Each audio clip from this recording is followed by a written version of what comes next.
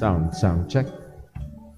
Magandang gabi po sa bawat isa. Purihin ang Panginoon sa kanyang awa at biyaya sa atin. Salamat sa Diyos sa kanyang patuloy na kabutihan. Tayo ho ay magpapatuloy sa ating gawain o magsisimula sa ating gawain ngayong gabi. Welcome po sa bawat isa dito sa Jesus Christ Baptist Church sa ating evening service. We'd like also to welcome ang atin hong mga kapatiran na ating kasama via online through Facebook Live. Bago tayo dumako sa atin hong panawagan at paghahanda sa pagsamba, ay ilan ho mo ng mga announcements.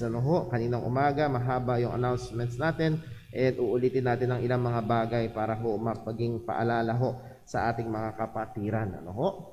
Una, ay nais ko ho palang batiin ng kaarawan bukas ang ating kapatid na si Brother Garner Ton Gahete, si Brother Jem, sa salamat sa Panginoon sa panibagong araw sa kanyang buhay. And then also, hindi ko ho nabasa agad kanina yung paalala, ay magsa-celebrate din ng kanilang anniversary. Kung bukas, birthday ni Brother Jem, Tuesday, ay second year anniversary ni Brother Jesnel at ni Sister Marica. So Brother Jesnel, Sister Marica, advance happy anniversary at nawa patuloy pang makita ang ebanghelyo sa inyong pagsasamang mag-asawa. And we praise God for baby Marcos na binigay sa kanila. Okay, para ho muna sa ilang mga announcements, December 18, that will be this coming Saturday, magkakaroon ng, for the first time in a long while, ng face-to-face youth fellowship. Dito sa church, it will be a special youth fellowship, year-end Christmas youth fellowship. So yan ho ay alas 3 ng hapon, most probably hanggang 6:30 or pinakasagad na siguro hanggang alas 7. And it will be a time of fellowship with believers, with brethren, within the Word of God. And then there will be some fun games and especially food. Gustong gawain ng mga young people natin yan, kumain. So magiging available po yan, Lord willing, this coming December 18. So nawa, yung mga kabataan natin ay maging excited and be here. At kung kailangan ho, ay ihatid naman natin sila pauwi sa kanilang mga tahanan. So papanatilihin pa rin natin yung pag-iingat. Maluwang naman ang church. We are roughly around, siguro napakadami nung 25. So at kayang-kaya naman ho ilulan dito ho sa ating bahay sambahan. So that will be 3 p.m. For further details, please contact Brother Daryl Velasco. And tingin ko ho, pati yung mga pang-exchange gift nila na order na ngayong 12-12. Okay. Next po ay December 19. Yan ho ay the Sunday before Christmas. And usually nagkakaroon ho tayo ng malakihang event dito ho sa church for our Christmas service. Pero hindi yung mangyayari ngayon yan. But dahil nakikita natin na medyo mas umiinam na ang kalagayan at miss na rin ho ng mga kapatiran ang fellowship, December 19, pagkatapos na ng ating morning worship service, may kaunting tribute ang church para ho sa mga kapatiran. And then sa Sunday evening service, pagkatapos ho ng ating gawain, sa alas 6 pa rin yung ating gawain, pero pagkatapos ay magkakaroon ho tayo ng simple church potluck fellowship, dinner fellowship, Christmas dinner fellowship. So ang punto, yung pagkain nyo sa bahay, dalhin nyo rito, luto, pati yung kanin, and then magsasalo-salo ho tayo dito ho sa church. At nawa ay I believe ito'y miss na ng mga kapatiran. So nawa ay ilasama natin sa ating schedule. At marami tayong mga kapatiran na mga yung iba ay hindi pa namimit ng iba. Meron ho tayong mga kapatiran na ilang buwan nang uma-attend dito, hindi pa namimit ng iba nating mga kapatiran na hindi pa rin ulit nakaka-attend sa church. So hopefully this coming Sunday ay magkita-kita ho tayo. Another one ay sa April, Lord willing, next year, ay nagpaplano ho ng youth camp. So pag-pray ho na ito ng ating mga kabataan at paghandaan, maging yung halaga na kailangan, I think it will be on the ballpark of 1,500 per camper. So nawa ay ito ho ay Lord willing maituloy. January 7 next year, that will be the first Friday ng taong 2022, ay magkakaroon na ho tayo ng gathered prayer meeting. That means ang ating home time in the Word ay magiging once a week na lang, every Wednesday. And then yung ating Friday night prayer meeting ay malalive stream pa rin yung pangangaral. And it will be an integration of gathered and online prayer meeting. And gagamitin ho dyan ay ang Zoom app. So doon ho sa ating mga kapatiran, nakakasama natin sa ating online prayer meeting. Na tingin nyo hindi kayo makakarating dito sa church, pwede nyo na ho i-download ang Zoom app para ho sa pagdating ng ating hong paraan ng ating gathered prayer meeting ay maging smooth na lang ho yung transition. Nawa ho ay ito ho ay gamitin ng Panginoon. Kaya natin ginawa ito dahil gusto kong maisip na hindi pampalit talaga ang online sa gathered. Hindi ho uubra.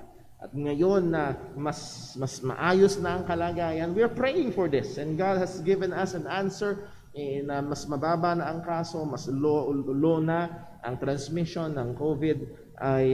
Let's go back doon sa mas maganda at malinaw sa salita ng Panginoon na nagtitipon ang mga mananampalataya. But we don't want to exclude. Meron tayong mga kapatid na nasa malalayong lugar. Sometimes may young people tayo na nasa may Kamaynilaan, pero pwede silang makasama via online. Okay. December 26 ay magkakaroon ho, that will be the last Sunday of December of 2021. Magkakaroon ho tayo ng church business meeting para lang ho talakayin ng ilang mga bagay na may kinalaman sa pinansyal na aspeto ng ating hong gawain. And then also, sa ating worship service ay meron hong ilang magiging mga pagbabago ang ating Bible reading. As we can see from the pattern sa salita ho ng Panginoon ay the scripture reading will be the scripture for the preaching. So for long a time, ang ginagawa natin is through the New Testament and then Psalm and Proverbs and then through the New Testament. Umiikot lang ho yun. 11 years na natin ginagawa ho, halos yun. At Lord willing, ay ito ho ay maging blessing. At ang gagawin ho natin, yung Bible reading natin will be in Tagalog. Meron tayong mga kapatiran na tingin ko ho, mas ma-appreciate ito. Again, dahil iba, pag narinig mo sa lengguwahe na mas nauunawaan ho natin. So tingin ko ho, ito ho ay magiging malaking tulong. And then pagkatapos ho ng atin hong gawain, sinimulan natin kanina, pagkatapos ng pangangaral ay magkakaroon ng short time for meditation. At ito ay para matulungan tayo na yung mga katotohanan ay hindi lang basta mawala sa ating isipan, kung hindi lalo pang manatili, ma-apply sa ating mga buhay. Nawa gamitin ito ng Diyos sa atin sa patuloy na ikalalago natin sa pananampalataya. Okay, so liban na lang ho kung meron pa akong nakakalimutan. Meron ho ba sa ating mga deacons, ating mga kapatid? Kaninang umaga parang naisip ko, ba't hindi ko pala nasabi yun? Ayun! Babalik na ho, ito yung nakalimutan ko kaninang umaga, babalik na ho ang ating color coding scheme. Meron po ng color coding scheme sa ating hong offering envelopes. Nagkakaroon tayo ng 3 kulay sa ating envelope at i-announce natin sa December 26. Meron tayong brown, yun yung ating hong general offering, tithes and offering. Meron tayong white envelope para sa ating missions giving. Lahat ang ginagamitan ng white envelope, diretso ho yan sa ating mga sinusuportahan. And then magkakaroon pa tayo ng panibagong kulay para ho sa ating church project. Meron ho tayong ipropose sa December 26 for improvement sa ating hong gawain. At yan ho ay maging excited tayo. At tayo ho ay patuloy nawa na makabahagi dito ho sa ating gawain dito sa JCPC. So muli, ay pag-pray ho natin ang mga bagay na yan, i-take note ho natin, and let us be involved and be excited sa mga aspeto ho na ito. Another ho pala, tayo ho ay kailangan ng mga volunteers for multimedia team B ng multimedia. Ibig sabihin, alam natin may mga pagkakataon talaga through the providence of God na hindi masyadong magiging available ilan natin mga kapatiran. Kailangan natin ng mga able na pwedeng pumalit doon sa mga ginagawa ho nila at matutunan ng mga bagay ho na ito. So again, ang advantage noon, matututo kayo ng ilang mga techniques and softwares sa computer na pwede nyo rin magamit sa inyong mga personal na productivity. Okay? So yun ho, medyo mahaba-haba. So tayo ho ngayon ay dumako sa atin hong paghahanda sa pagsamba, isang sandali ng pananalangin, hingin natin ang gabay at tulong ng Panginoon at gayon din ang pagsaliksik niya sa ating mga buhay. Let's pray.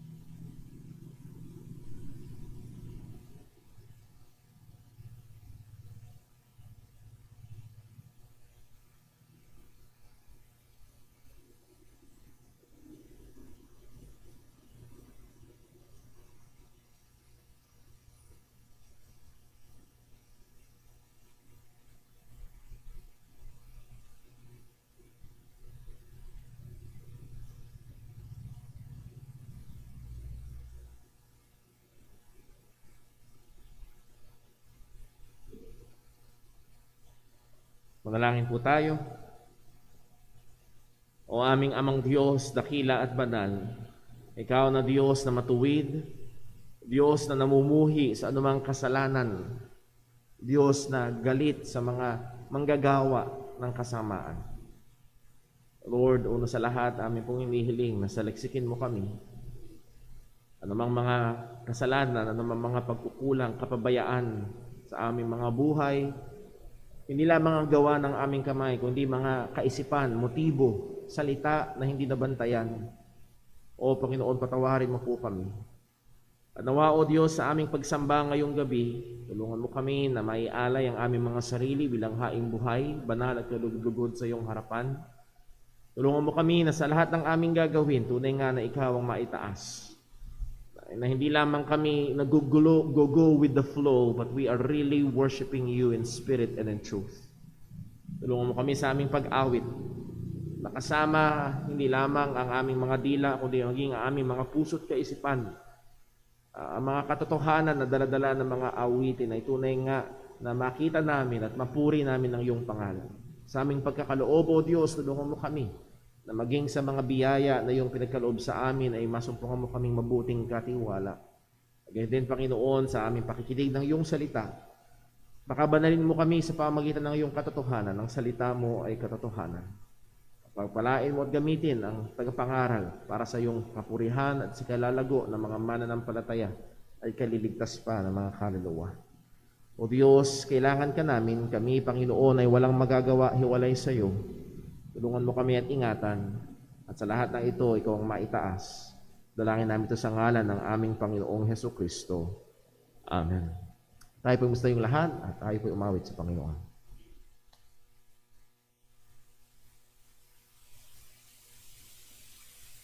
Tayo po umawit. Awitin po natin, Faith is the Victory.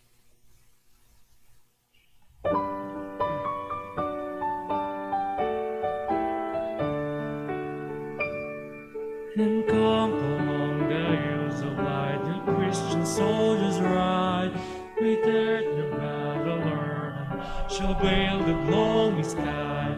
Against the flowing bells below, let all our swing be hurled. Faith is the victory, we know that overcomes the world. Faith is the victory, faith is the victory. Oh, glorious victory that overcomes the world. His banner over us, His love, our Lord, the Word of God. We tread the road, the saints above, with shouts of triumph. By faith they like a whirlwind's breath, swept over every feet. The faith by which they conquered and they feel the shining shield. Faith is the victory, faith is the victory. Oh, glorious victory that overcomes the world. On every hand the foe we find drawn up in red array. Let tents of peace be left behind and onward to the fray. Salvation's helmet on his head, with truth will hear the bell. The earth shall tremble, need our tread, and echo with her shout. Faith is the victory, faith is the victory. Oh, glorious victory that overcomes the world.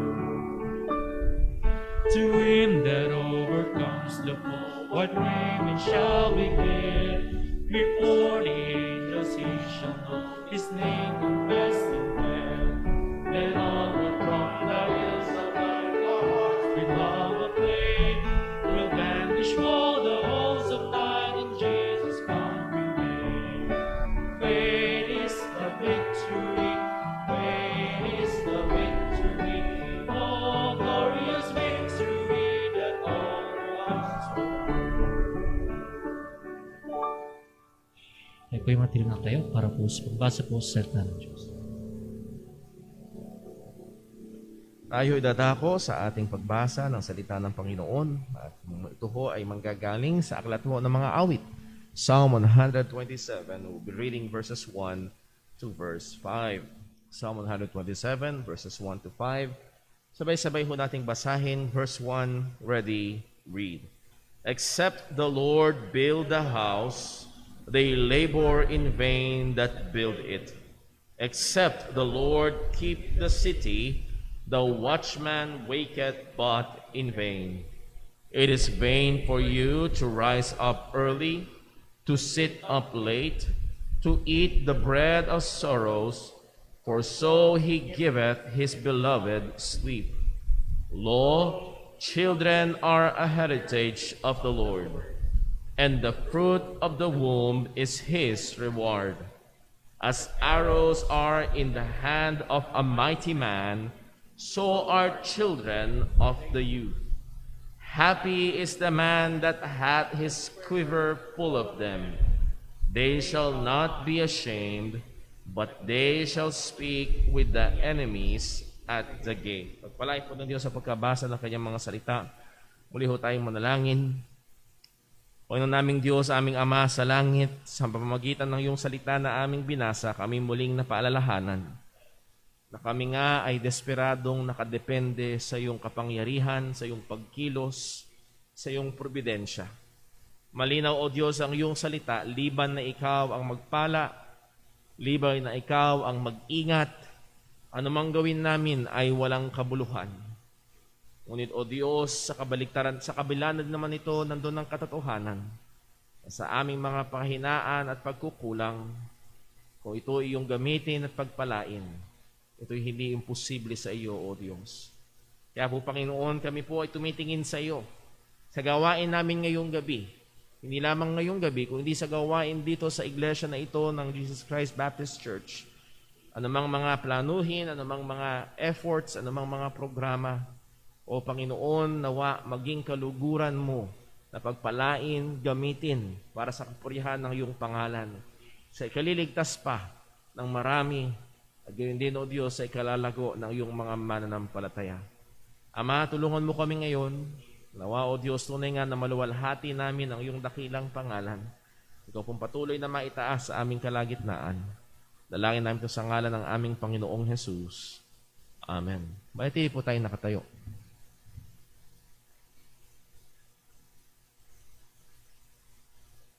Tayo po ulit tumawag sa Panginoon. Awitin po natin, Stand Up for Jesus. Stand up for Jesus, ye soldiers of the cross. Lift by his royal banner, it must not suffer loss. From victory unto victory, his army shall he lead, till every foe is vanquished and Christ is Lord indeed. Stand up for Jesus, the trumpet call obey. Lord, to the mighty God, in this his glorious day. He that our men now serving, against unnumbered foes, let courage rise within, and strength to strength of all. Stand up for Jesus, steady his strength alone. The arm of flesh will fail you, he dare not cross your road.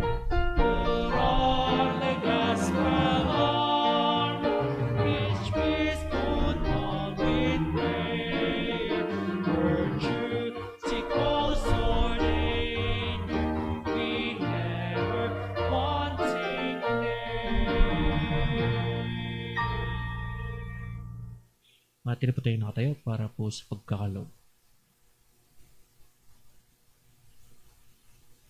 Amen. Praise the Lord. Sa ating pagkakaloob, tayo po natin ang alata sa Biblia, 2 Corinthians chapter 9, verse 6 hanggang 8. Sabay po natin basahin mga kapatid. Handa na po kayo. Ready? Read. But this I say, he which soweth sparingly shall reap also sparingly, and he which soweth bountifully shall reap also bountifully.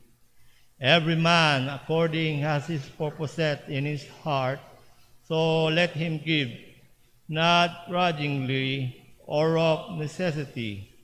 For God loveth a cheerful giver, and God is able to make all ways abound toward you, that ye, always having all sufficiency in all things, may abound to every good work. Amen. Let us pray, mga kapatid. Ama naming Diyos na sa langit, Panginoon, muli kami lumalapit sa harapan ng iyong trono. Lord, muli kami nagpapasalamat ngayong gabi at dinala mo kami sa dakong ito upang kami magpuri sa isang hari na nakaupo sa trono, ginagawa ayon sa kanyang mabuting kalooban. Salamat po, Ama, na meron po kaming Diyos na katulad nyo. Panginoon, alam namin na lahat ng nangyayari, paligiran sa aming mga buhay ay kontrolado niyo po, Ama. Kahit po itong pandemic na ito, Ama, alam namin hindi po ito ligid sa inyo. Tunay, Lord, kayo po may hawak nito. Nawa, Lord, maluwalhati kayo, Panginoon, sa mga bagay na ito. Tunay na kayo na nakakaalam. At muli, nagpapasalamat kami muli sa iyong biyaya sa amin, lalo na, Panginoon, sa biyaya ng kaligtasan na yung ginawa nung una pa man, na yung binigay yung anak upang kami magtamo ng kaligtasan. Lord, ipaalala nyo lagi sa amin na kami nagkamit lang ng kaawaan sa inyo. Tulungan nyo po kami na hindi maging mayabang, Lord, sa aming mga pamumuhay. Tulungan nyo po kami lagi na magpakumbaba at ipaalala, Panginoon, ang iyong ebanghelyo kung paano po naawa po kayo sa amin na walang magagawa. Lord, salamat po muli sa biyayang ito. At kami po'y nakakalapit sa inyo kung magitan ng iyong anak, si Panginoong Jesucristo, na tunay na kung hiwalay kami sa Kanya, wala po kayong magagawa. Panginoon, sa iyong pagkakaloob, Lord, nawa mauwi lahat sa iyong kapurihan. Tulungan niyo rin po kami. Mga bagay na ito, Panginoon, nawa mag-abound kami, Panginoon, sa paggawa ng mabuti. Kundi, Panginoon, sa mga biyayang yung binibigay sa amin, alam namin, kayo po hindi nagkukulang. Lord, tulungan niyo po kami. Nawa, malugod kayo, Panginoon, sa aming mga pagkakaloob, tunay, mga bagay na ito'y ginagamit mo sa ikasusulong ng ebanghelyo. At kayo po magpala, Ama, muli sa mga salapi na malilikom, at kayo po ang gumamit. At yun din, Panginoon, sa aming pag-aaral ng iyong salita. Lord, buksan niyo po ang aming mga kaisipan, aming mga itainga ay buksan niyo ang aming mga mata upang makita namin ang inyong mga kamanghang-mangha na kasulatan na aming mapapakinggan. Tulungan niyo, Panginoon, ang aming tagapangaral ngayong gabi. Ibayin niyo po siya, Ama, at nawa na ipangaral ang iyong salita ng may katotohanan, Ama. Muli salamat po. Mauwi lahat sa iyo ang papuri at pasasalamat, Panginoon. Sa aming samot dalangin, sa pangalan po ng iyong bugtong na anak, aming Panginoong Jesucristo. Amen.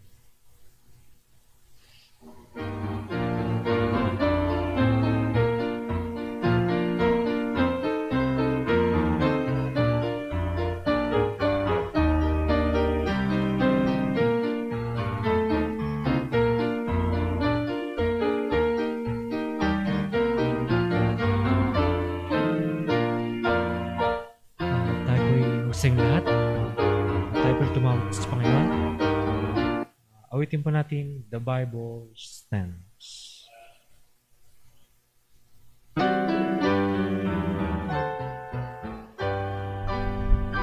The Bible stands like a rock, undaunted, made a raging storms of time. Its pages burn with the truth eternal, and they glow with the lights of light. The Bible stands to the youth, faith and holy. He stand when we shall crumble, I will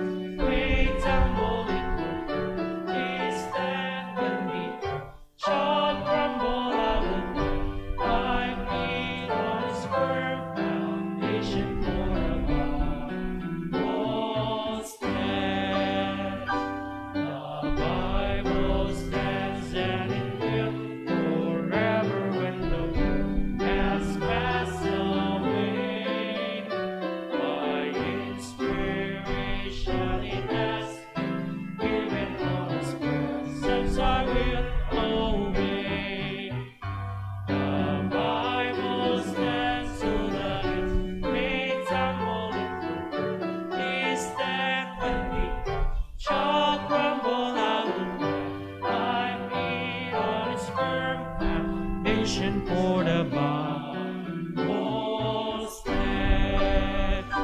The Bible stands every test we give it for its author is divine.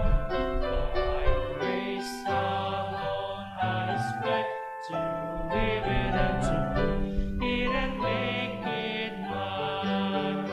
The Bible stands so that may tumble into His stand and you shall crumble out by feet on its firm foundation for the Bible stands.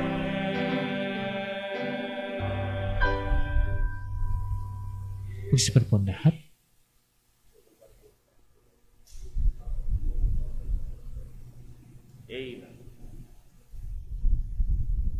Mapagpalang gabi po sa ating lahat. Purihin po ang Panginoon sa pinagkakaloob niyang pagkakataon na tayo po ay sumamba sa Kanya at mag-aral ng salita ng Diyos. Nito lamang pong nakaraang Miyerkules ay wala pong pasok ang mga estudyante natin at maging ang ilan sa mga empleyado sapagkat ito po ay isang special holiday. Ang special holiday po na ito ay nakalaan para sa tinatawag natin na Immaculate Conception. Ang term po na ito ay inherently ay hindi po ito mali. Una sa lahat, naniniwala po tayo na ang Panginoong Hesukristo ay immaculately conceived. Ibig sabihin po niyan na nung ipinaglihi o ipinanganak ang Panginoong Hesukristo sa loob ng sinapupunan ng Birheng Maria ay hindi siya ipinaglihi sa kasalanan. O hindi niya namana ang kasalanan na nanggaling pa kay Adan. Pero narito po ang problema. Dahil kapag binabanggit po ang termino na ito, na Immaculate Conception, particularly sa Romano Katolika, ang kanila pong pinatutukuyan ay hindi patungkol sa Panginoong Hesukristo, katulad ng sa kung paano natin ito nauunawaan, kundi ito'y pumapatungkol para sa kanila sa Birheng Maria.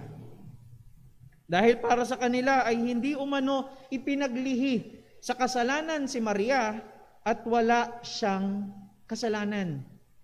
Ngunit kung mananatili po tayo sa katotohanan ng salita ng Diyos at sa pong pag-aaralan natin ngayong gabing ito, kailanman ay hindi po ito ang itinuturo ng salita ng Diyos. Dahil si Maria ay nangangailangan din naman ng biyaya't habag ng Diyos. Tayo pong lahat ay tumayo, buksan po natin ang salita ng Diyos sa Luke chapter 1. Luke chapter 1. Ang mensahe po na ating pag-aaralan ngayong gabing ito ay the God magnifying message of Mary's song of praise. The God magnifying message, ang kadaki-dakila sa Diyos na mensahe ng awit ng papuri ni Maria. Luke chapter 1, verse number 46 hanggang verse number 55. Kung nariyan na po kayo, ay sabay-sabay po nating basahin. Luke chapter 1, verse number 46 hanggang verse number 55. Ready? Read. And Mary said, My soul doth magnify the Lord, and my spirit hath rejoiced in God my Savior, and he hath regarded the low estate of his handmaiden.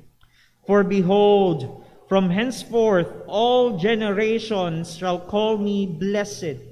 For he that is mighty hath done to me great things, and holy is his name. And his mercy is on them that fear him from generation to generation. He had shewed strength with his arm. He hath scattered the proud in the imagination of their hearts. He hath put down the mighty from their seats, and exalted them of low degree. He had filled the hungry with good things, and the rich he had sent empty away. He had helped his servant Israel in remembrance of his mercy, as he spake to our fathers, to Abraham, and to his seed forever. Tayo po ay sumaglit na manalangin. Dakila naming Diyos sa aming Ama na makapangyarihan sa lahat, Panginoon. Kami po ay nagpupuri sa iyo, O Diyos. Niluluwalhati ka namin, Panginoon, sa isang pagkakataon na pinagkaloob mo sa amin, na kami po ay isambahin ka, luwalhatiin ka, Panginoon, sa iyong bahay-sambahan ngayong oras na ito. O Diyos, tulungan mo po kami na sa aming pag-aaral ng iyong mga salita ay makita po namin ang mga katotohanan na iyong nais na amin pong matutunan, Panginoon. O Diyos, tulungan mo po kami na makita ang aming mga sarili, ang aming kakulangan sa harapan mo, Panginoon. Nang sa gayon makita namin, Lord, ang kadakilaan mo, Panginoon. Tulungan mo po kami, Lord. Gabayan mo po kami, patnubayan mo kami sa pag-aaral ng iyong mga salita. Ikaw ang mangusap, ikaw po, Panginoon, ang magturo. Gamitin mo lamang po ang iyong lingkod bilang isang instrumento na tagapahayag ng iyong mga salita. Purihin ka, O Diyos. Ito po ang aming samot dalangin sa matamis at makapangyarihang pangalan ng aming Panginoong Yesus. Amen at amen. Maaari na po kayong magsiupo. Ito po ang pinakamensahe na pupukulin natin ngayong gabing ito, na ang bawat isang mananampalataya ay merong panawagan na magpuri sa Diyos, mag-aral ng kanyang mga salita at kilalanin siya ng lubusan upang makita natin ang napakalinaw na kadakilaan ng Diyos.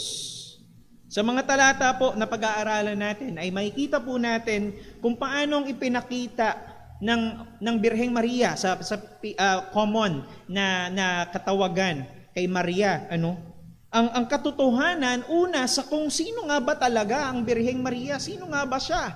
Base sa kanyang pagkakaunawa sa kanyang sarili at higit sa lahat, kung sino nga ba ang Diyos sa kanyang pagkakilala sa Kanya. In the year 431 or 431 AD, ay nagkaroon po ng Council of Ephesus. Council of Ephesus. Dito po sa Council of Ephesus ay mayroong isang common na term na naging issue noon. Malamang kapag binanggit ko po ay may isip nyo na rin. Ito po yung term na Greek word na Theotokos. Theotokos. Mga gusto ba mag-take notes? Theotokos. Theotokos. Ang ibig sabihin po ng term na ito ay God-bearer. Tagapagdala ng Diyos. Or the one who gives birth to God. Ang siyang nagpanganak sa Diyos. In reference kay Maria. Ngayon po, ay kilala ito, in English translation, tinranslate po ito sa term na the Mother of God.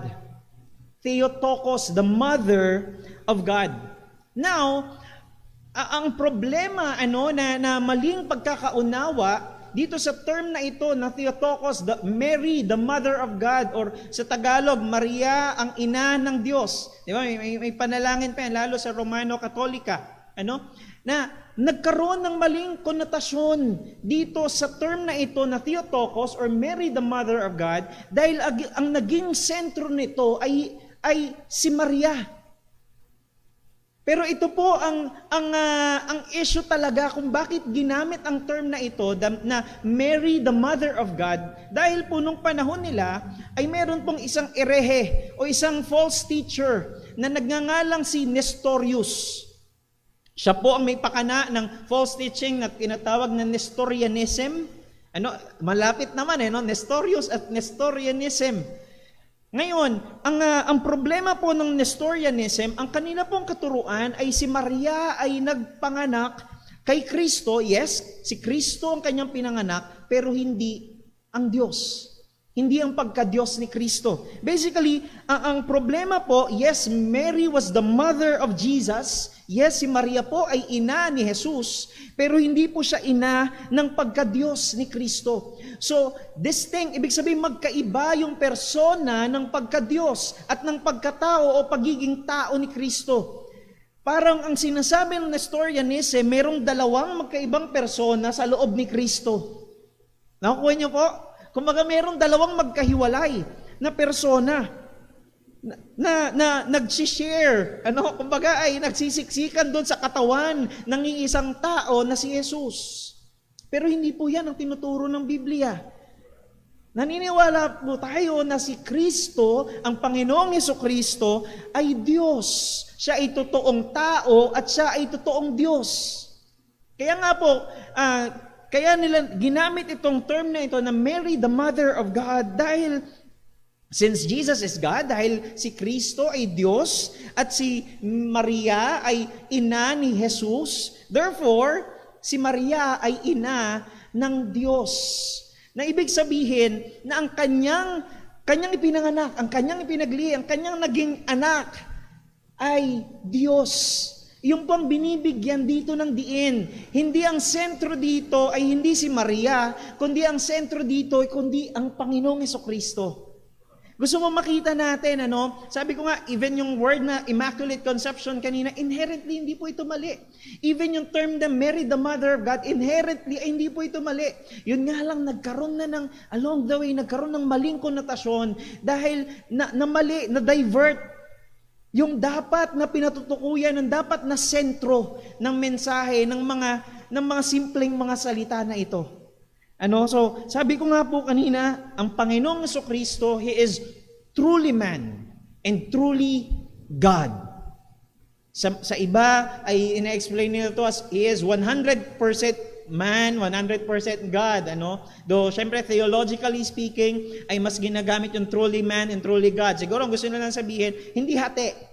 Walang dalawang magkaibang persona sa loob ng katawan ni Jesus at kumbaga minsan yung pagiging tao, minsan pagiging Diyos ang kanyang ginagamit. Hindi po. Siya ay totoong Diyos at totoong tao. Now, in Luke chapter 11, layo lang po tayo saglit sa ating text. Sa Luke chapter 11, basahin po natin sa verse number 27. Luke chapter 11, verse number 27. Sabi po ng salita ng Diyos, "And it came to pass, as he spake these things, a certain woman of the company lifted up her voice and said unto him, Blessed is the womb that bare thee, and the paps which thou hast sucked." Ito po yung time na ang Panginoong Jesucristo ay nagpalayas ng mga masasamang espiritu. Malamang po ay namangha sila sa kapangyarihang taglay ng Panginoong Jesucristo na nagagawa niyang magpalayas ng mga masasamang espiritu. So mula po sa lahat ng mga nakakita ng ginawa na iyon ng Panginoong Jesucristo, merong isang babaeng sumigaw. Ayan dito sa unang part, diba? May certain woman daw po, he lifted up her voice.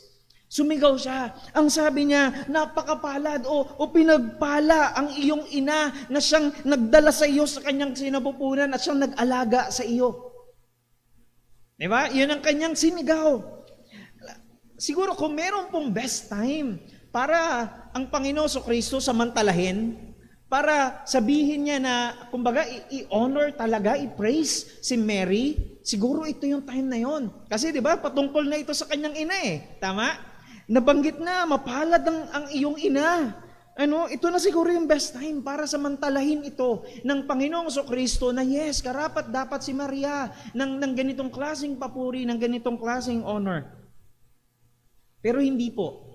Ang sabi ng Panginoon sa verse number 28 sa sumunod na talata, but he said, Yea, rather,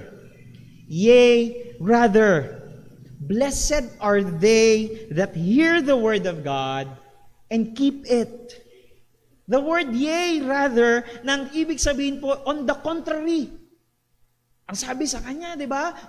Ang palad siguro ng iyong ina. Pero sabi ng Panginoon, actually sa kabaligtaran, ito ang sinasabi, itong tinuro ng Panginoon, itong sabi niya, bagkus, ang sabi ng Panginoon sa verse number 28, ang totoong mapalad, ang totoong pinagpala, ay ang taong nakarinig ng salita ng Diyos, hindi lamang nila ito basta narinig, hindi lamang nila ito basta nabasa, kundi ano po yung sabi sa dulo, and keep it. Kundi kanilang ipinamuhay ito at lumalakad sila ayon sa kalooban ng Diyos. Yun po ang tunay na pinagpala. Yun ang tunay na blessed. Yun ang tunay na mapalad. Yun ang tunay na mayroong kasiyahan at kagalakan sa kanyang puso. Sa ating pong talata, balik po tayo sa ating talata. Si Maria, ang Theotokos, God-bearer, the Mother of God, ay nagbigkas ng isang awit o isang tula na patungkol sa papuri sa Diyos. May mga theologians po na nagsasabi na ito ay tula. Mayroon din nagsasabi na ito ay awit. Ano? Well, posible rin naman nga na nung ito'y tinuran, ito'y binigkas ni Maria, ay ito'y isang tula. At pagdaka na lamang siguro ng panahon ay nilapatan ito ng tono hanggang maging awit. Ano? Well, kung i-relate po natin ang ating mga hymns, mga hymnals natin ay originally ang ilan dyan ay created as a poem. Tula po yan. Kaya mapapansin nyo may mga awit tayo dyan na magkakatugma yung dulo, rhyme. Diba? Magkaka-rhyme sila kasi nung una silang kinompose ay sila po'y ginawa bilang isang tula at pagdaka ng panahon ay nilapatan ng mga musicians natin ng tono. Posible na kaya siguro hati ang mga theologians, meron nagsasabi na ito'y awit, meron nagsasabi na ito'y tula. Posible na ganun po ang nangyari along the way. So, dito po sa awit na ito, whether maging awit man ito o tula, ay ang mahalaga ay makita po natin ang mga katotohanan na nilalaman ng mga talatang ito na binigkas ni Maria. Hindi po natin pagtatalunan kung awit ba yan o tula, kundi ang kailangan nating makita po rito ay ang mga katotohanan na binanggit ni Maria na napakagagandang mga katotohanan. Ilan po dyan, makikita po tayo dito, meron tayong tinatawag sa figure of speech na allusions. Allusions. Ito po isang figure of speech na ginagamit kapag gusto mong magpatukoy ng isang bagay pero hindi mo direkta nasasabihin. Hindi mo direktang babanggitin yung bagay na yun. Halimbawa na lamang po ay sabihin ko na si Brother Tristan ang Einstein ng kanilang klase. Siya ang Einstein ng JCBC. Anong maiisip natin? Siguro napakatalino na itong taong ito.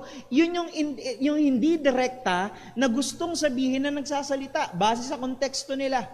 Pero gumamit siya ng indirect na mensahe para iparating ang gusto niya mismong sabihin. Minsan, di ba, pag ginamit natin sa Biblia, minsan ginagamit, isa kang Judas. Di ba? Kapag ka sinabihan ka nun, naku, masama iyon. Di ba? Ibig sabihin nun traitor ka, taksil ka, o di ka, masamang tao ka. Di ba? Sa mga jeep, naaalala ko dati, estudyante pa ako, sa may malapit sa may likuran ng driver, may nakasulat doon, ano yun? Parang, God sees Judas, not pay. Yung Judas, ang spelling niya ay yung Judas. Na ibig sabihin kasi siguro ang gusto nila ipunto ay yung karakter ni Judas ay sakim sa pera, Kumbaga hindi patas pagdating sa ganong bagay. So, yun ang gustong sabihin ng driver, yun ang gustong sabihin ng driver ng jeep na yun na magbayad kayo. Huwag niyo akong takasan. Pero ginamit niya yung ganong mga salita. Ito po yung example ng allusion.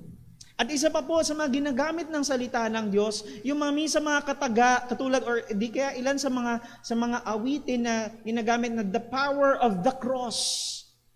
ang kapangyarihan ng krus. Of course, hindi po yung mismong krus, yung kahoy na krus, ang siyang may kapangyarihan. Kundi ang gusto bang patukuyan dito ay walang iba kundi ang Panginoong Hesukristo at ang kanyang pagkamatay.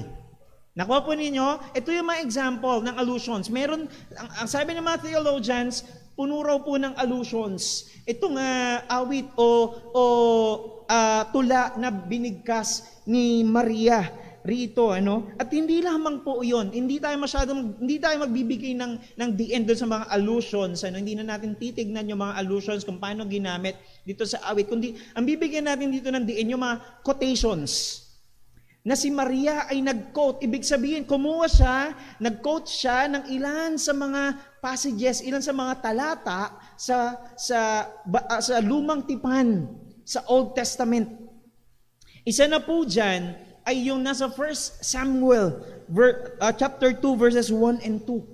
1 Samuel siguro bago natin puntahan, para mas makita natin yung comparison, balikan po natin muna yung ating talata, Sa verse number 46 ng Luke chapter 1.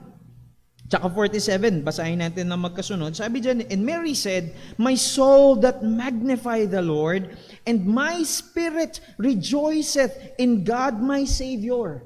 Now, talon po tayo sa 1 Samuel chapter 2. Well, yung buong prayer po ni Hannah dito sa 1 Samuel chapter 2 ay hanggang verse number 10. Pero hindi na po natin titignan yung lahat, Pero according sa mga theologians, and as I abang binasa ko nga po, pinag-aralan, marami nga ng mga pagkakatugma sa prayer ni Hannah, sa 1 Samuel chapter 2. Sabi ni Hannah doon sa 1 Samuel chapter 2 verses 1 and 2. And Hannah prayed and said, my heart rejoiceth in the Lord. Di ba? Yun yung nabanggit ni Maria. Nag-quote siya ng ilang mga passages from the Old Testament using the prayer of Hannah. Ginamit niya itong panalangin na ito ni Hannah sa 1 Samuel chapter 2. Mine horn is exalted in the Lord, my mouth is enlarged over mine enemies, because I rejoice in thy salvation. There is none holy as the Lord. Nabanggit niya yan sa verse somewhere dun kasama din sa tula o awit ni Maria, for there is none beside thee, neither is there any rock like our God. Context po nito, si Hannah po ay isang barren. Siya po ay isang baog o walang kakayahan ang kanyang sinapupunan na magdala ng sanggol. Ngunit siya'y kinahabagan ng Diyos. Siya'y kinaawaan at biniyaan ng isang pagkakataon na magdala ng isang sanggol. At yun nga po si Samuel. At itong mga talatang ito, yung panalangin ng papuri at pasasalamat ni Hannah sa Diyos. Bakit? Dahil ito'y milagro galing sa Panginoon. Siya'y barren, wala siyang kakayahan na magdala ng sinampupunan. At katulad din po, tingin ko, kaya ito ginamit na reference ni Maria ay dahil katulad din naman nun, hindi siguro siya barren, hindi siya siguro baog, pero di ba bilang isang batang babae na birhen, walang asawa, paano mangyayari na magkakaroon siya ng anak, ng sanggol sa loob ng kanyang sinampupunan? Ito'y milagro ng Panginoon. Marahil kaya niya ginamit na reference ito dahil nakikita nila na itong bagay na ito ay galing sa Panginoon. Ito'y paggawa at pagkilos ng Panginoon. Ilan pa po sa mga talata na kinote ni Maria ay nasa Psalm 103 verse number 1. Psalm 103 verse 1. Ang sabi po ng salita ng Diyos ay ito: bless the Lord, O my soul, and all that is within me, bless His holy name. Hindi lamang niya napukol yung mga naunang mga talata sa verse number 46, kundi nadaanan niya rin yung nasa verse number 49 ng Luke chapter 1. And next passage po tayo sa Psalm 136 verse number 8. Psalm 138 verse number 6. Psalm 138 verse 6. Ang sabi po ng salita ng Diyos ay ito: though the Lord be high, he had He respects unto the lowly, but the proud He knoweth afar off. Kinuha po yan sa mga talata from verses 50, and 51. And sabi ng Deuteronomy chapter 5, verse number 10. Deuteronomy chapter 5, verse 10. Ang sabi po ng talata ay ito, ensuing mercy unto thousands of them that love me and keep my commandments. Yan po ay kinot ni Maria na nakasulat sa verse number 50. And His mercy is on them that fear Him from generation to generation. Isa pa pong mga talata, actually ang dami. According sa mga theologians, punong-puno ito ng quotations from the scripture, from the Old Testament. Isa pa po, Psalm 89. Basahin lamang po natin verses 1 and verse number 10. Sabi po ng salita ng Diyos ay ito, I will sing of the mercies of the Lord forever. With my mouth will I make known thy faithfulness to all generations. Verse number 10. Thou hast broken Rahab in pieces, as one that is slain. Thou hast scattered thine enemies with thine strong arm. Ito po yung binanggit ni Maria sa verse number 51. Sabi niya, sa dulo, He had scattered the proud in the imagination of their hearts. At huling talata po, sa Ezekiel chapter 21, verse number 26. Ezekiel, verses 21 hanggang verse number 26. Thus saith the Lord God, remove the diadem and take off the crown. This shall not be the same. Exalt him that is low and abase him that is high. Sabi ko nga po kanina, according sa mga theologians, punong-puno ng quotations. Hindi lang ng allusions, kundi yung quotations. Kumukuha ng mga salita ng Diyos from different passages si Maria. Habang binibigkas niya itong tula na ito, itong awit na ito, nasa isip niya, lumalabas yung mga bagay sa isip niya ng mga talata ng salita ng Diyos. What's the point?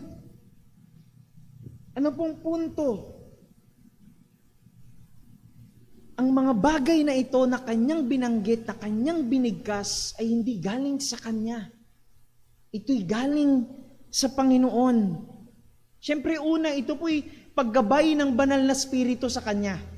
At pangalawa, naniniwala rin po tayo na gumagamit ang Diyos ng mga kaparaanan.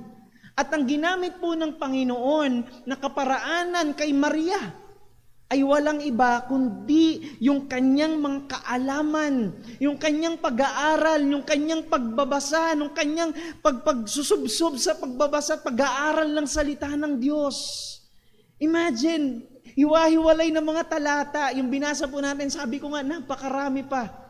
From Deuteronomy, Psalms, Ezekiel, actually meron pang Isaiah, hindi ko na sinama dahil napakaraming ang mga talata pa, quoting from different texts in the scriptures.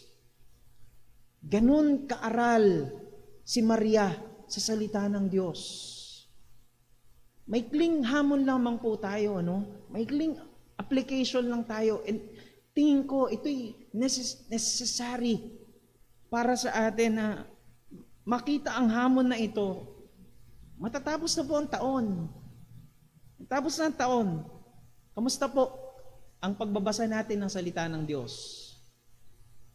Kamusta yung pag-aaral natin ng salita ng Diyos? Muli ito'y simpleng hamon po para sa atin. Baka marami tayong mga natapos ng mga series, ng mga palabas, ano? K-drama series, anime series, Netflix series. Well, naniniwala po ako pinagkaloob ng Diyos ang mga bagay na ito para i-enjoy natin. Pero kung natatapos, dumadaan ang bawat araw na hindi man lang po natin nabuklat, wag na natin pag-usapan kung natapos mo ang salita ng Diyos sa buong taon. Yun man lang dumaan ang buong araw. Nabuklat man lang po ba natin ang salita ng Diyos? Hindi lamang po nakakulong sa 4 na sulok ng simbahan ang pag-aaral at pagbabasa ng salita ng Diyos. Dapat po, pag tayo'y nasa bahay-sambahan, di ba dapat dito po tayo nagpupuri, dito tayo sumasamba, at ang panggagalingan ng lahat ng ating papuri, ang lahat ng ating pagsamba, ay ang lahat ng mga katotohanan na ating natutunan sa bawat araw po ng ating pag-aaral, pagbabasa ng salita ng Diyos. Kung dumaraan ang mga bawat araw na ito, hindi man lamang po natin, sabi ko nga, ito'y maikling hamon para sa atin. Magpatama po tayo sa Panginoon. Magsisi po tayo sa ating kasalanan at sa biyaya ng Diyos. Lumakad po tayo ayon sa kalooban ng Panginoon.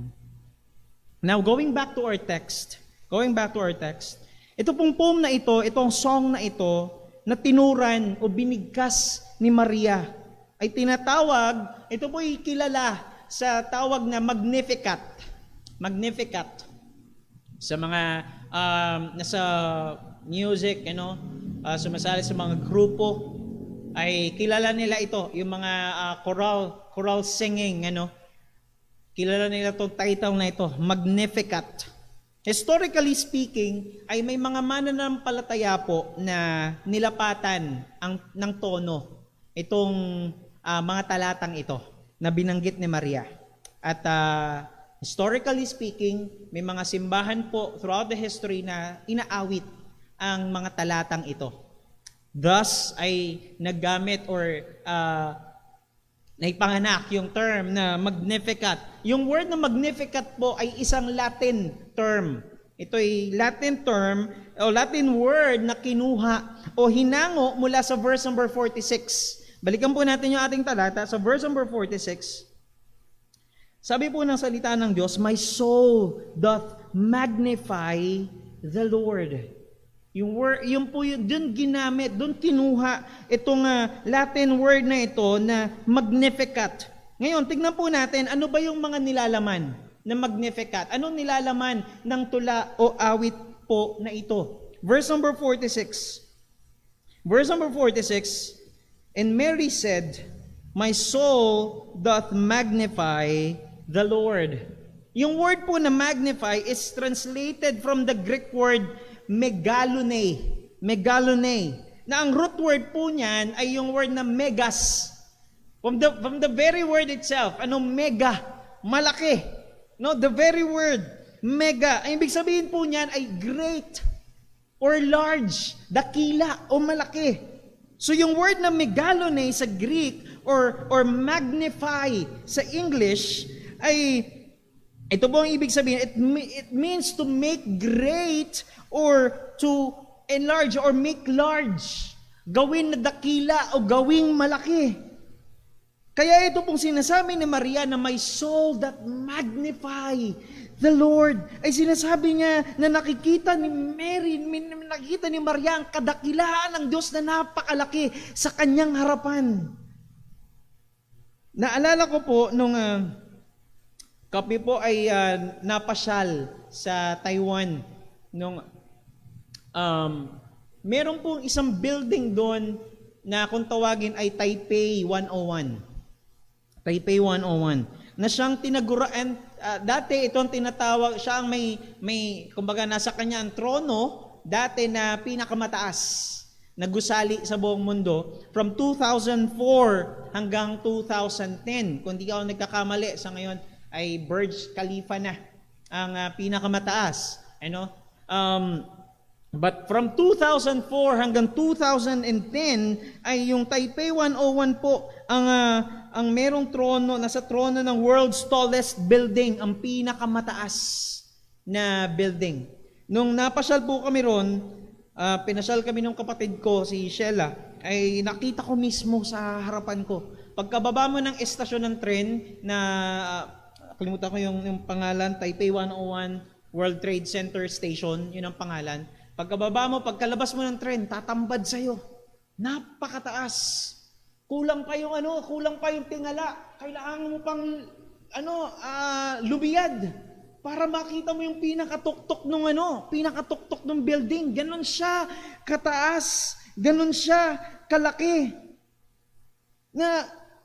Nung sinabi ni Mary, nung sinabi po ni Maria na my soul that magnify the Lord, ibig sabihin nakita niya sa kanyang harapan na napakalaki ng Diyos. Nakita niya ang kadakilaan ng Diyos na wala, katulad noon, nung nakita ko nasa harapan ko yung building, talagang wala kang makikitang iba. Kundi tanging yung building lang na yun, ng buong peripherals mo, tanging yun lang. Mula sa baba hanggang sa taas, kailangan mo pang lumiyad para lang makita mo yung langit dahil punong-puno, puro yung building lang na yun.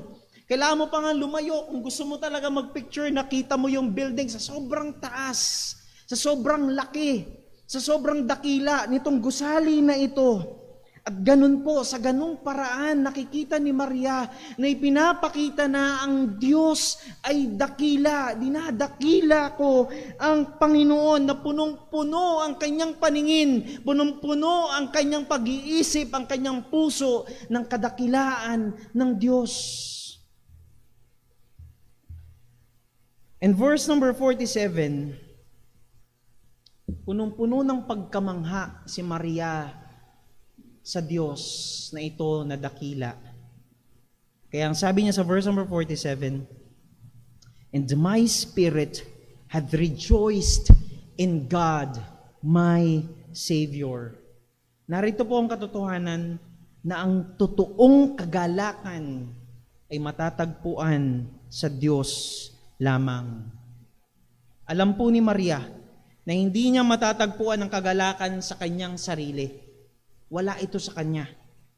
Kahit pa sinabi ng verse number 48, akyat po tayo, verse number 48, sabi niya doon, all generations shall call me blessed. All generations shall call me blessed.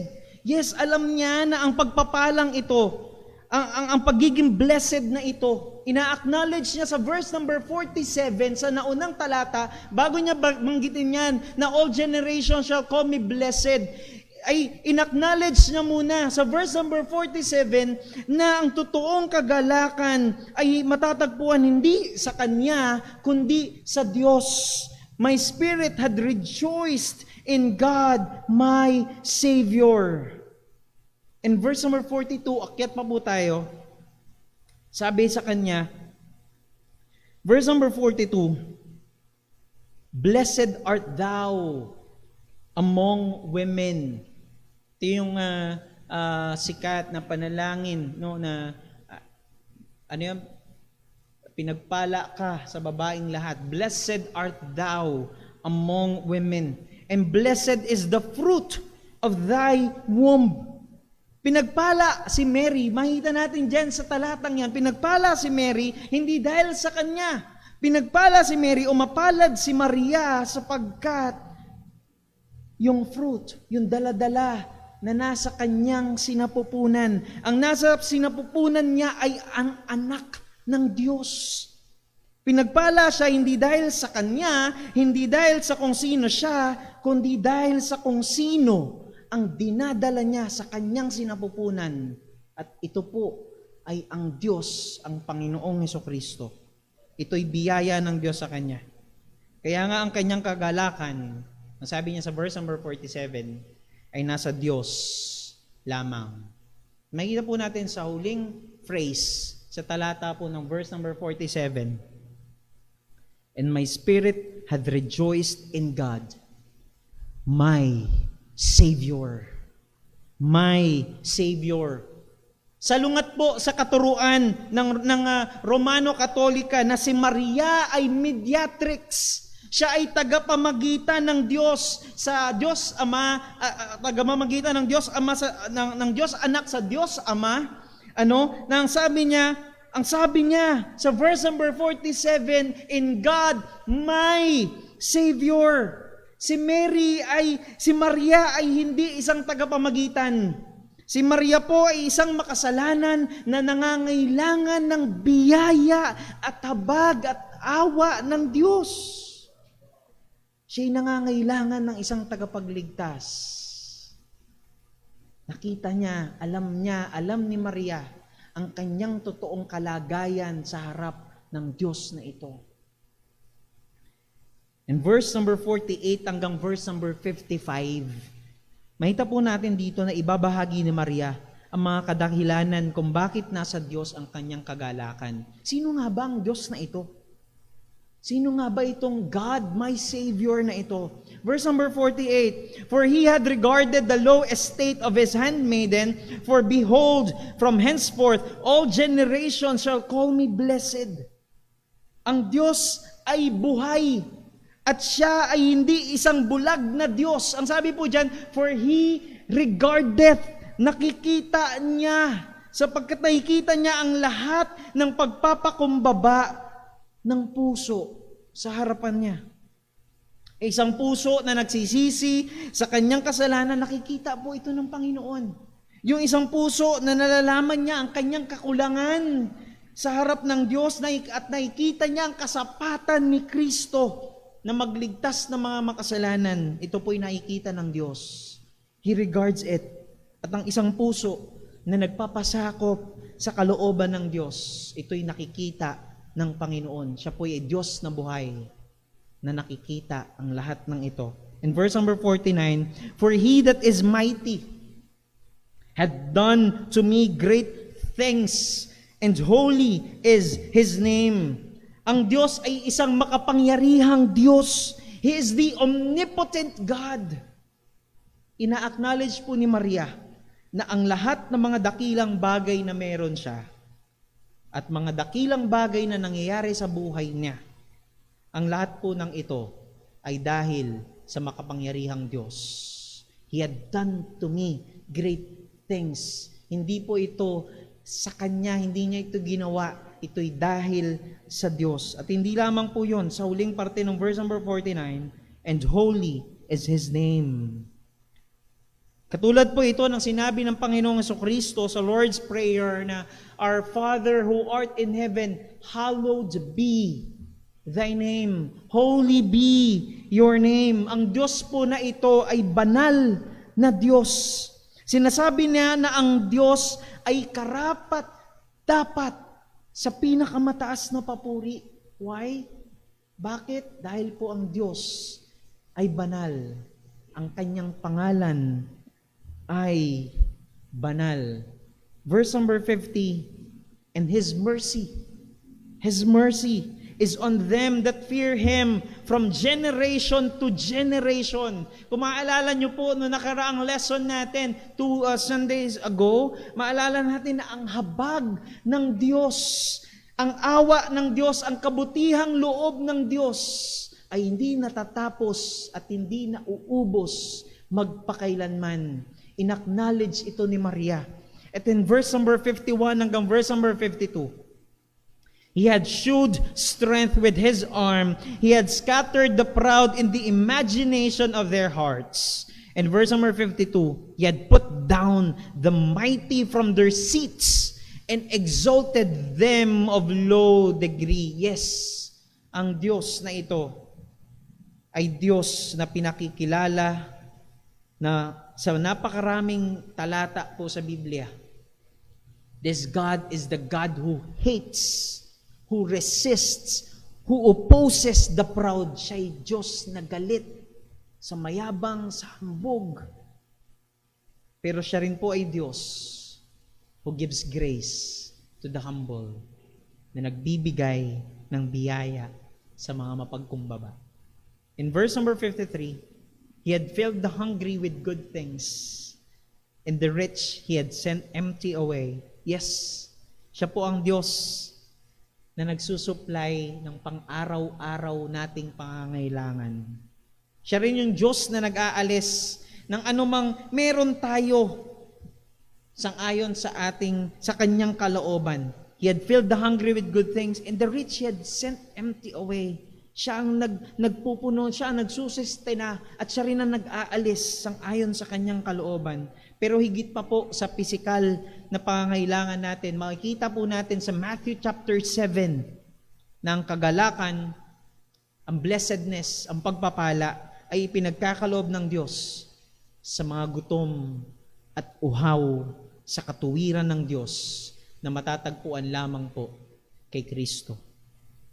Verse number 54 and verse number 55, He had helped His servant Israel in remembrance of His mercy, as He spake to our fathers, to Abraham, and to his seed forever. Gusto ko po makita natin dito, gusto kong bigyan ng diin yung parte dito sa verse number 54, in remembrance of His mercy. In remembrance of His mercy. Iniligtas po ng Diyos ang Israel, hindi dahil sa kanila. Iniligtas po ng Diyos ang Israel, hindi dahil sa kung anumang meron ang Israel, o anumang nakita ng Diyos sa kanila. Actually po, itong bayang Israel nga ay stiff-necked people. No, mga taong matitigas ang kanilang mga ulo. Pero ang Diyos po, siya po'y nahabag sa Israel sapagkat nakatingin ang Diyos hindi sa kanila, kundi nakatingin ang Diyos sa kanyang sarili in remembrance of His mercy. Katulad po nung napag-usapan muli natin 2 Sundays ago, nung about mercy. Kapag pinag-uusapan po yung term na mercy, yung salitang mercy, yung salitang habag o awa ng Diyos, ito'y palaging tumutukoy o palaging nakakonekta sa covenant o tipan ng Diyos. At kung bakit po nahabag ang Diyos, hindi lamang, of course, hindi lamang po sa Israel, kundi maging sa ating mga mananampalataya, ay sapagkat siya, ang Diyos, ay nakatingin sa kanyang covenant, sa kanyang tipan, sa kasunduan na ginawa ng banal na Trinidad, na iligtas ang kanyang mga hinirang, na mga hinirang ng Diyos Ama na ibibigay sa Diyos Anak na kanyang tatawagin, ililigtas sa pamamagitan ng banal na Espiritu. Ang Diyos po ay mananatiling tapat sa kanyang tipan, sa kanyang covenant. Hindi po siya nakatingin sa atin dahil kung titingin po siya sa atin, ang lahat mo na makikita niya sa atin pagkukulang. Pero tumitingin po ang Diyos sa kanyang sarili in remembrance of His mercy. Palagi po niyang tinitignan sa kabila po ng lahat ng ating kakulangan. Ang tinitignan niya po ay ang kanyang sariling kasapatan. Ang tinitignan po ng Diyos ay ang kanyang sariling katapatan. Ang tinitignan po ng Diyos ay ang kanyang sariling habag, awa at pagiging tapat dun sa tipan na kanyang ginawa ng kanyang mga hinirang kay kanyang ililigtas hanggang sa kalwalhatian. Ang lahat po ng mga katotohanan ito ay tumambad sa harapan ni Maria. Ang Diyos ay buhay. Ang Diyos ay nakikita ang lahat ng kalagayan ng ating puso. Ang Diyos ay makapangyarihan. Ang Diyos ay banal. Ang Diyos ay punong-puno ng kahabagan. Ang Diyos ay mabiyaya. Ang Diyos ay nagliligtas. Ang Diyos ay tapat sa kanyang tipan. Magpakailanman ang lahat ng mga katotohanan ito ay siyang pumupuno sa harapan ni Maria. At kanyang malinaw na nakikita ng lubos ang kadakilaan ng Diyos. Kaya po ang sabi niya, my soul that magnify the Lord and my spirit rejoiceth in God my Savior. Alam niya, nakikita niya ang lahat ng mga katotohanan ito. At kung bakit po lubos, kung bakit lubos, kung bakit ganun na lang kadakila ang papuri ni Maria sa Diyos, ay dahil lubos ang kanyang pagkakilala sa Diyos na ito. Ang lubos na papuri sa Diyos ay bunga ng isang lubos na pagkakakilala sa Kanya. Mga kapatid, isa pong napakagandang panawagan at hamon po ito para sa atin. Para sa ating mga mananampalataya. Si Maria po ay isang babae. Ito'y isang hamon sa ating mga kababaihan na marahil nag-aakala tayo na ang pag-aaral ng salita ng Diyos, pag-aaral ng theology ay para lamang sa mga kalalakihan, hindi po. Si Maria ay isang babae na aral pagdating sa salita ng Diyos. Siya'y nagpapagal sa pagbibigay ng panahon ng pag-aaral at pagbabasa ng salita ng Diyos. Kaya punong-puno, siya'y puspos ng salita ng Diyos. Ito'y hamon at panawagan po sa ating mga kababaihan na maging ang mga Kristiyanong kababaihan na lumalakad o maging Kristiyanong kababaihan na lumalakad ayon sa kalooban ng Diyos. Hindi lamang po siya isang babae, si Maria po ay isang kabataan. Ito po ay isang hamon sa ating mga kabataan, maging sa akin, Ito'y napakagandang hamon sa atin, na kung nagpapakasubsob po tayo sa pag-aaral, nagpapakasubsob tayo, nagsusumikap tayo na abutin ang lahat ng magagandang mga pangarap natin, hindi po masama yan. Hindi po masama ang mga bagay na yan. Pero wag po sana nating kalimutan na gayon din dapat tayo na magpakasubsob at magsumikap na aralin ang salita ng Diyos, kilalanin ang Panginoon. Lalo pa natin kilalanin ang Diyos dahil siya yung tagapagligtas natin. Mas lalo pong lalalim ang ating pag-ibig. Sa tao na lang ilagay po natin. Sa isang mag-asawa, mas lalong lalalim ang pag-ibig mo sa iyong asawa pag araw-araw nakikilala mo siya, natututunan mo kung paano siyang mahalin, kung paano mo siyang pagpapasensyahan din naman, kung paano ninyong paikisamahan ng isa't isa. Lalong lumalalim ang pag-ibig mo sa Kanya. Ganon din po sa Panginoon. Habang lalo po nating nakikilala ang Diyos, lalo pong lalalim ang ating pag-ibig sa Kanya. Dahil ang totoong mga nagmamahal sa Diyos ay nagsusumikap na kilalanin siya ng lubusan. Si Maria po ay hindi lamang isang babae, hindi lamang siya isang kabataan, siya po isang mananampalataya na pinagpala ng Diyos dahil sa pag-ibig ng Diyos. Yes, masasabi ko po na iniibig ng Diyos, na iniibig ni Maria ang Diyos ng lubusan. Bakit? Dahil lubos din naman ang kanyang pagkakilala sa Kanya. Lubos ang kanyang kaalaman sa salita ng Diyos at lubos ang kanyang pagkakilala sa Kanya. Nawa, kunin po natin itong panawagan na ito, itong hamon na ito, sa atin bilang mga mananampalataya na pagsumikapan, na aralin, basahin, kilalanin ng Diyos na ating tagapagligtas, na siyang nagsusustina ng ating pangangailangan sa araw-araw, na siyang gumagawa ng lahat ng mga dakilang bagay na ating napagtatagumpayan, na ating nagagawa sa araw-araw. Lahat po ng ito ay sa Diyos. Karapat-dapat po siya na paglaanan natin ng panahon, paglaanan natin ng oras, kilalanin, pag-aralan kanyang mga salita. Sa pag-aral po natin ng Sunday School kanina, right? Ito po mismo ang salita ng Diyos na kanyang hiningahan. Hindi po ito class A lang o class B lang. Ito po mismo ang kanyang mga salita.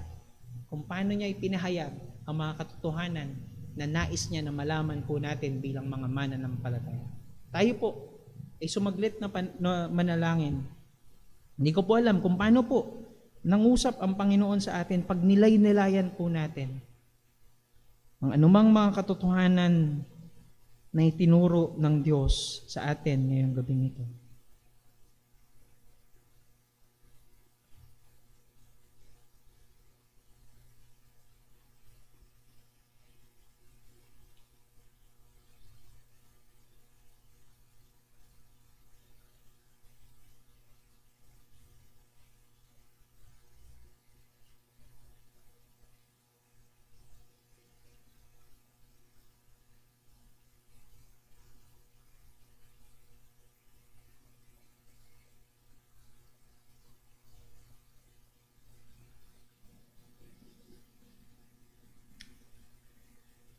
Dakila naming Diyos, aming Ama na makapangyarihan sa lahat.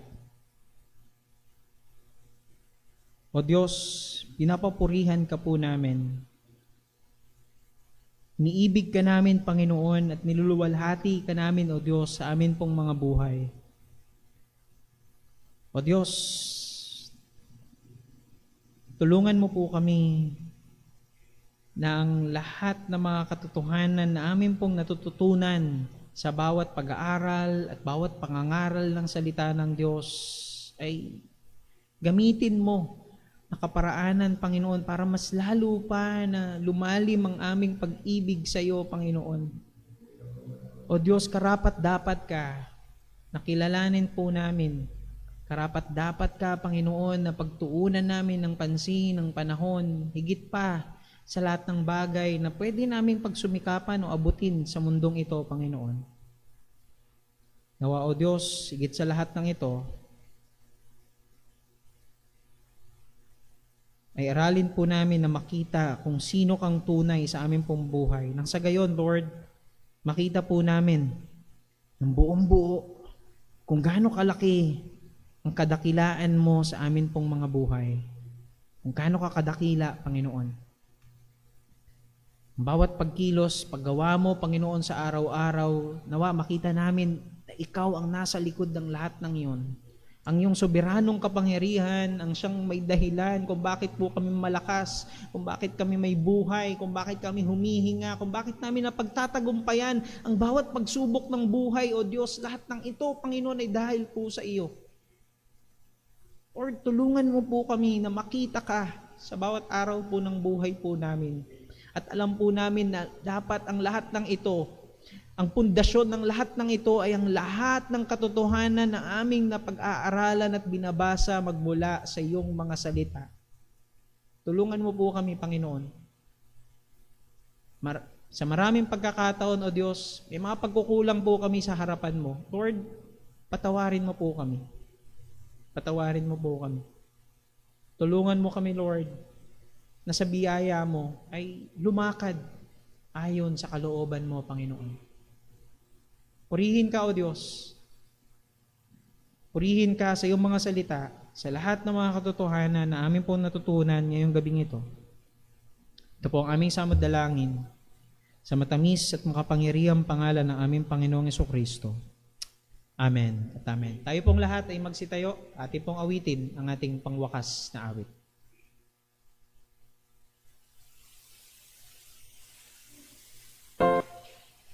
Tayo po yung awitin po natin More About Jesus.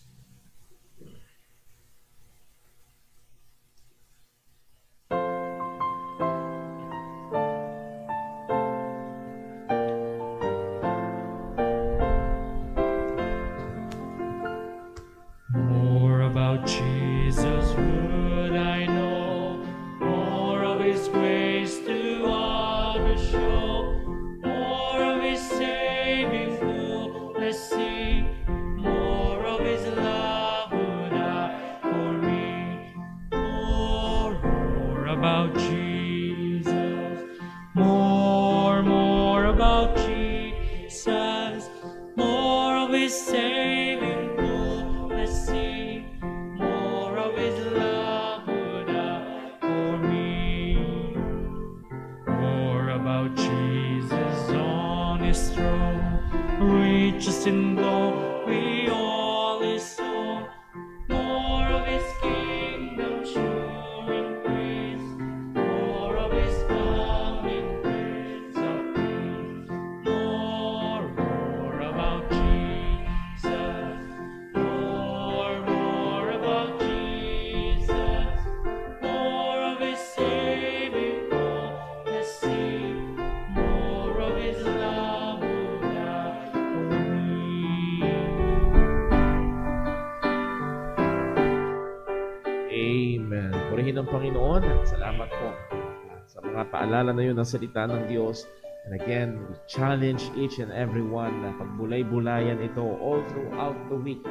Kasi hayaan na mawala lang sa ating kaisipan sa dami ng ating mga pinagkakabisihan. Thank God sa paalala at sa ginamit niya na babae na si Maria. Ngayon mga kapatid, isang buong linggo na ating kaharap, nawa ay ang biyaya ng Diyos ay patuloy na sumagana sa atin. At nawa sa ating paghiwa-hiwalay, ang pag-ibig ng ating Ama, ang biyaya ng ating Panginoong Hesus at ang kapangyarihan ng Banal na Espiritu ay patuloy na makita sa ating mga buhay at naman ang ating ginagawa. ay patuloy nating gawin para sa kapurihan ng kanyang dakilang pangalan. God bless po. We are dismissed.